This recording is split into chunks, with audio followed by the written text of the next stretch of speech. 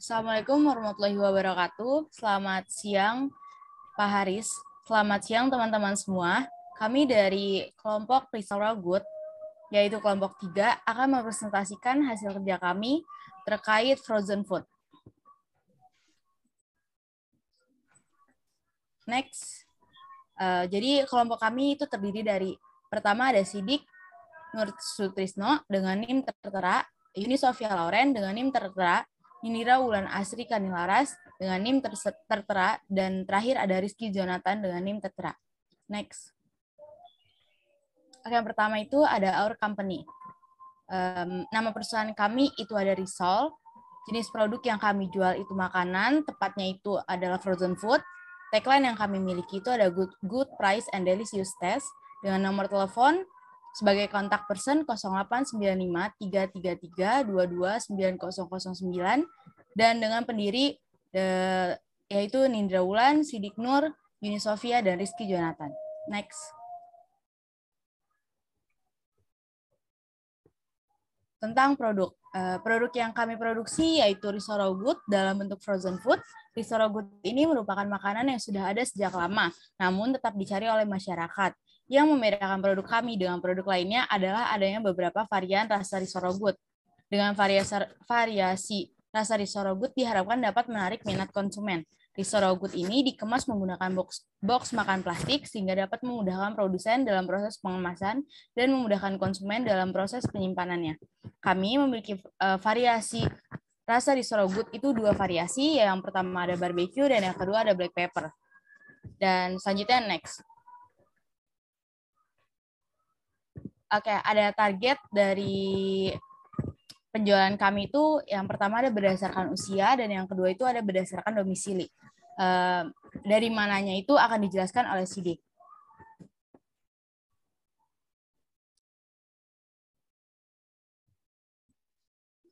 Berdasarkan hasil riset di sini kita memiliki ada 9 data. Yang pertama di sini hasil riset pasar berdasarkan usia. Di sini bisa kita lihat bahwa dengan menggunakan Google Form yang telah kita sebarkan pada hari Rabu 9 Maret 2022 didapatkan hasil dengan usia didominasi usia pada 15 sampai 20 tahun sebanyak 87 responden dan 2 responden berusia kurang dari 15 tahun dan 14 responden lainnya berusia di atas 20 tahun. Ya, ini menandakan bahwa usia 15 20 tahun sangat menyukai pada Risora Good ini. Selanjutnya yaitu jenis kelamin. Jenis kelamin di sini ada laki-laki dan perempuan. Di mana data yang kami sebarkan kita mendapatkan perempuan sebanyak 65 responden dan 38 responden itu laki-laki. Kemudian yang ketiga di sini ada next. Ya, di sini ada profesi, di mana di sini profesi ada pelajar, mahasiswa atau mahasiswi, wirausaha, karyawan, pegawai negeri sipil, dan freelance. Didapatkan hasil persentase sebanyak 84% atau 88 responden, yaitu sebagai misal profesi atau pekerjaan. Kemudian urutan kedua ada pelajar dengan persentase 5,8% atau sebanyak 6 responden. Yang ketiga ada wirausaha dengan persentase 2,9% atau sebanyak 3 responden. Dan untuk karyawan sebanyak 3,9% atau sebanyak 4 responden. Dan yang terakhir profesi lainnya yang tidak bisa kita anulir itu sebanyak 2% atau sebanyak 2 responden. Kemudian yang selanjutnya di sini ada domisili. Domisili di sini ada wilayah Jabodetabek dan luar Jabodetabek. Bisa di next. Ya, di sini bisa kita lihat bahwa daerah Jabodetabek dan luar Jabodetabek, di daerah Jabodetabek dengan persentase sebanyak 91,3% atau dengan 94 responden, dan di luar Jabodetabek sebanyak persentase 8,7% atau sebanyak 9 responden. Ini menandakan peserta yang mengisi Google Formulir kami di sini yaitu orang-orang yang berada di dalam Jabodetabek yang sangat menyukai produk Risora Good ini dibandingkan dengan di luar Jabodetabek. Kemudian selanjutnya ada hasil riset pasar atau pemilikan produk makanan. Di sini ada dua kategori, yaitu Risoragot dan Gurules Bom. Berdasarkan data yang kami kumpulkan, dengan persentase sebanyak 60,2% itu memilih Risoragot atau sebanyak 62 responden. Dan sedangkan untuk Brul Bom mendapatkan hasil persentase sebanyak 39,8% atau sebanyak 41 responden. Next. Kemudian ada hasil riset pasar pitches dalam satu pak dalam isian produk Risoragot ini. Data yang kita kumpulkan menghasilkan 48 responden atau dengan persentase sebanyak 46,6% memilih 5 pitches, 39 responden atau sebanyak persentase sebanyak 37,9% memilih 8 pitches, 9 responden atau dengan persentase sebesar 8,7% memilih 12 pitches, dan 2 responden atau dengan persentase sebesar 2% memilih 6 pitches, dan sisanya memilih 3 pitches. Ini menandakan bahwa persentase yang paling banyak memilih 5 pitches dengan persentase sebesar 46,6%. Kemudian berikutnya ada hasil riset pasar atau metode pembayaran. Di sini kita memilih ada 3 pilihan, yaitu COD, e-wallet, dan transfer via bank. Data yang kami kumpulkan menunjukkan persentase sebanyak 42,7% atau sebanyak 44 responden memilih menggunakan metode pembayaran COD.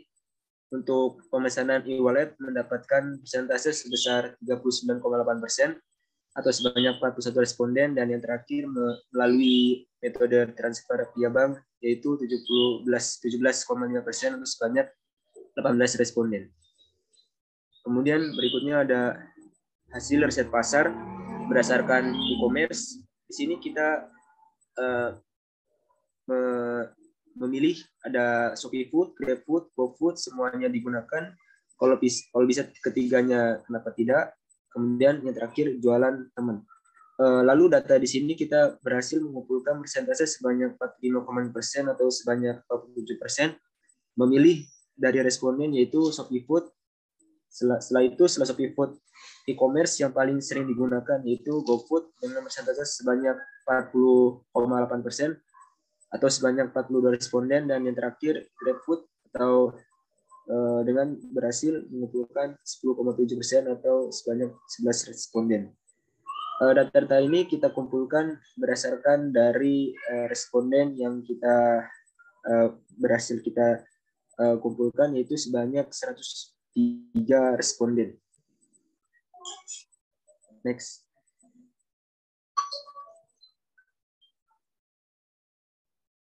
Ya, pada ini terlihat BMC itu bisnis model kanvas. Bisnis model kanvas ini suatu kerangka bisnis yang dikenal banyak untuk mendefinisikan suatu model bisnis dengan tujuan untuk menjelaskan, nilai, dan menggambarkan serta mengubah model bisnis sehingga kinerja yang dihasilkan lebih maksimal. Di BMC ini ada 9 elemen untuk itu 9 elemen itu sebagai kerangka kerja dari suatu bisnis. Yang pertama itu adalah key partner. Key partner ini kita mempunyai strategi pengembangan bisnis yang jelas demi mendapatkan keuntungan, yaitu pada bisnis risol rumput ini yaitu supplier bahan baku, supplier kemasan, dan layan antar. Kedua itu ada key activities, itu seluruh aktivitas yang dijalankan demi mewujudkan produktivitas suatu bisnis. Pada di sini kita ada 4, itu pemesanan, pembayaran, produksi, dan pengemasan. Yang ketiga itu key resource, itu kunci dari sumber daya untuk membuat produksi itu. Di sini kita ada pertama database customer. Database customer ini sangat penting dalam suatu bisnis untuk acuan dasar kita memperlihatkan bahwa customer makin makin hari itu apakah makin meningkat atau tidak. Kedua itu kemasan. Kemasan juga sangat mempengaruhi dalam suatu bisnis agar menarik pelanggan. Kemasan ini sangat mempengaruhi, misalkan seperti memicu daya tarik pelanggan, terus melindungi produk dari rawan risiko. Terus ketiga itu ada fasilitas internet. Dan yang keempat itu menggunakan bahan pilihan. Dan elemen keempat itu customer relationship. Customer relationship ini sangat penting dalam suatu bisnis. Itu agar suatu bisnis itu dapat berkembang dan maju. Yaitu kita memakai promo dan diskon, branding via medsos. Promo dan diskon ini biasanya kita bikinnya tidak semua produk. Misalkan ada beberapa kriteria. Promonya itu bila membeli 3 dapat 1, dan bila membeli 2 itu mendapatkan diskon sekitar berapa persen. Terus branding via medsos ini kita itu menampilkan di beberapa medsos seperti Instagram dan di WA. Terus testimoni ini didapat dari konsumen yang telah membeli dan memaparkan respondennya mengenai produk Risoro Good. Dan yang elemen kelima itu ada channel. Channel itu elemen yang untuk memasarkan produk tersebut, baik dari sosial media dan konsiasi. Value and proportion. Sini nilai dari suatu bisnis itu apa? Nilai yang didapat dari bisnis Risoro Good ini itu frozen food dan produknya tahan lama, serta varian sausnya itu ada tidak hanya satu, tapi ada beberapa itu. Terus elemen ketujuh itu customer segment. Customer segment ini sangat mempengaruhi untuk mengembangkan suatu bisnis, seperti produk Risoro Good ini siapakah saja yang membeli, tempatnya di bagaimana. Tempat itu sangat mempengaruhi, seperti misalkan daerah sekolah, daerah pasar, itu sangat mempengaruhi. Di sini kita mengambil itu berdasarkan usia. Itu demografis usia 15 sampai 25 tahun untuk membeli produk Risoro Good. Dan elemen ke-8 itu cost structure. Di sini ada 3, biaya pembelian bahan baku, biaya pembelian bahan penolong, biaya promosi. Cost structure ini membantu suatu bisnis untuk mengembangkan dari segi biaya, agar biaya yang dikeluarkan itu dapat dikelola dengan baik. Terus yang ke-9 ini ada revenue streams. Revenue streams dari suatu ini sumber pendapatan menjadi hal yang krusial dalam bisnis Risoro Good. Bisnis ini memperoleh pendapatan dari pelanggan, yaitu penjualan produk Risoro Good. Next. Kemudian di sini ada OPC berdasarkan apa yang telah kita pilih tadi Risoro Good dan Bruce Bomb. Kita mendapatkan responden yang paling terbanyak, yaitu Risoro Good yang berjumlah dengan persentase 60,2% dan sisanya Bruce Bomb. Oleh sebab itu kita memilih Risoro Good. Dan di sini diperoleh ada 4 kegiatan. Ada inspeksi, ada operasi, ada menunggu, dan selesai. Dalam OPC di sini kita berfokus ke dalam proses pembuatan dari produk Risoro Good. Untuk kegiatan inspeksi di sini berjumlah 1 dengan waktu yang kita kumpulkan sekitar 150 detik. Kemudian kedua ada operasi, ada berjumlah 11. Total waktu di sini kita kumpulkan 1810 detik. Ketiga ada kegiatan menunggu atau kegiatan delay berjumlah 2, yaitu berkumpul waktu sebanyak 1020 detik. Dan yang terakhir ada operasi selesai. Sehingga kita totalkan dari seluruh kegiatan berjumlah 15 dengan berjumlah waktu 2.960 detik atau sekitar kurang lebih 50 menit. Next. Ya, ini flow VPC yang biasa disebut flow process chart. Itu suatu diagram yang menunjukkan urutan dari proses operasi produksi Risoro Good, baik dari operasi, pemeriksaan, transportasi, menunggu, dan penyimpanan yang terjadi selama proses produksi berlangsung. Pada proses produksi pertama itu, kita mempersiapkan bahan-bahan pembuatan risol terlebih dahulu. Itu jatuhnya kita masuk operasi. Kedua, kita mengecek bahan pembuatan kulit dan bahan isian Risoro Good. Ketiga, kita mempersiapkan alat-alat dapur untuk membuat kulit terlebih dahulu dan isian Risoro Good. Pertama, kita mencampurkan semua bahan adonan kulit menjadi satu, lalu kita aduk menjadi rata. Kemudian kita menyiapkan teflon dan alat-alat masak. Setelah itu kita panaskan dengan api yang tidak terlalu panas. Kalau terlalu panas, nanti bahan kulit itu akan gosong. Kemudian kita menuangkan kulit sesuai takaran teflon yang berbentuk dadar. Itu bentuk dadarnya itu tidak terlalu besar, tidak terlalu kecil. Kemudian untuk takarannya itu tidak terlalu tebal, tidak terlalu tipis. Karena agar tekstur risotto ini empuk.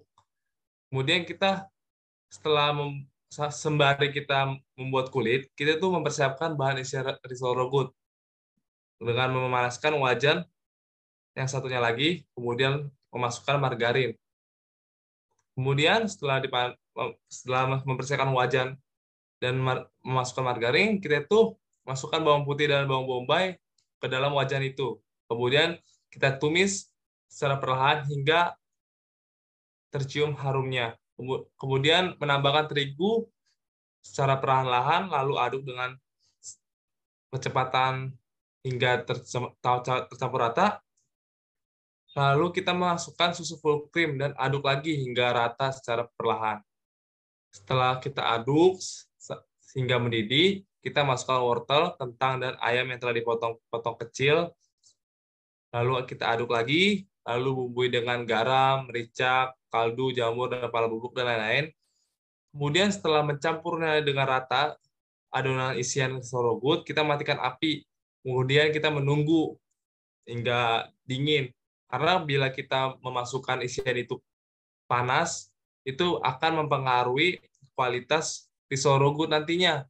Itu baik kulitnya terkelupas, terus kualitas daya tahan risotto-nya akan sebentar.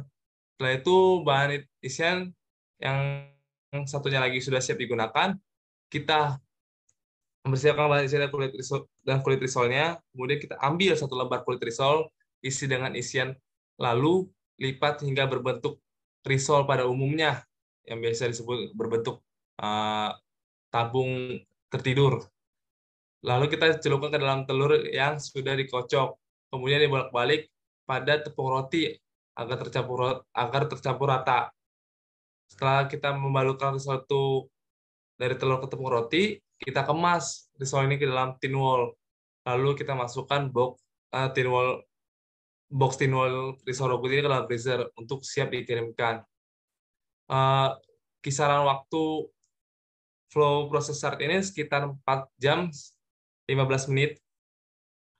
Itu dari awal proses hingga akhir proses itu tidak terlewati. Demikianlah proses pembuatan risotto dari awal hingga akhir. Next. Baik, selanjutnya adalah berikut adalah proses pembuatan produk dari risotto tersebut. Link tertera. Selanjutnya adalah strategi pemasaran secara online. Yang pertama adalah dengan menggunakan konten marketing. Pada strategi konten marketing ini, kami memanfaatkan media sosial WhatsApp dan Instagram sebagai sarana dalam menyebarkan informasi terkait pamflet jenis usaha dengan meminta bantuan kepada teman untuk menyebarkan pamflet lewat story WhatsApp atau media sosial Instagram.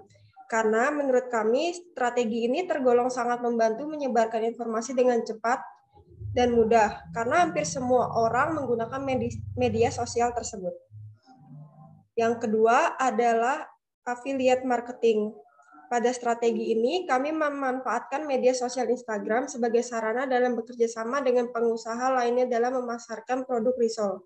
Karena dengan bekerja sama dapat mengenalkan produk risol secara luas. Selanjutnya adalah strategi pemasaran secara offline. Yang pertama adalah menggunakan brosur, dan yang kedua adalah menggunakan kartu nama. Pada strategi pemasaran offline ini, kami memilih membagikan brosur dan kartu nama, karena dari semua jenis strategi pemasaran offline, hanya 2 strategi tersebut yang memungkinkan untuk dilakukan. Hal ini dilihat dari penggunaan biaya yang kecil dan memanfaatkan saat perkuliahan dilakukan secara offline. Oke, selanjutnya itu kita membahas tentang laporan keuangan. Di sini tertera laporan laba rugi dari 2 batch. Yang pertama, di batch 1 itu tanggal 4 April 2022, dan di batch 2 itu ada 4 Juni 2022. Pada batch pertama itu kita mendapat pendapatan dari penjualan itu sebesar Rp229.000. Dengan pendapatan lain itu tidak ada, dan jumlah pendapatan jadi sebesar Rp229.000. Dengan beban usaha untuk pembelian persediaan itu sebesar Rp148.200 dan menjadikan laba kita itu sebesar Rp80.800 dari pendapatan dikurang dengan jumlah beban. Kemudian selanjutnya di batch 2. Kita mendapatkan pendapatan dari penjualan itu sebesar Rp525.000. Pendapatan lain-lain sebesar Rp80.800 itu didapatkan dari laba pada batch 1. Kemudian beban usaha kita untuk pembelian persediaan itu sebesar Rp206.540, dan kita mendapatkan laba dari batch 1 dan batch 2 itu dengan total Rp399.260. Jadi selama penjualan kita pada batch 1 dan batch 2, kita mendapatkan laba sebesar Rp399.260. Next. Oke, demikian presentasi dari kelompok 3. Kurang lebihnya mohon maaf. Semoga apa yang kami jelaskan dapat menjadi pembelajaran dan pengetahuan baru buat teman-teman semua. Sekian dan terima kasih.